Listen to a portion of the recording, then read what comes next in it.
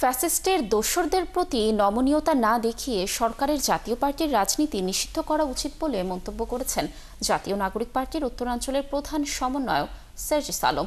শনিবার বিকেলে পঞ্চগড় কুলি শ্রমিক ইউনিয়ন কার্যালয় অফিসে জেলার বিভিন্ন শ্রমিক সংগঠনের শ্রমিকদের সাথে মতবিনিময় শেষে তিনি গণমাধ্যম কর্মীদের কথা বলেন। আর দলটির যুগ্ম আহ্বায়ক সারওয়ার তুষার বলেন, যারা জাতীয় পার্টিকে ধরে আওয়ামী লীগকে নির্বাচনে আনার পরিকল্পনা করছে তারা আসলে নির্বাচন চায় না, তারা বাংলাদেশে একটি গৃহযুদ্ধ লাগাতে চায়।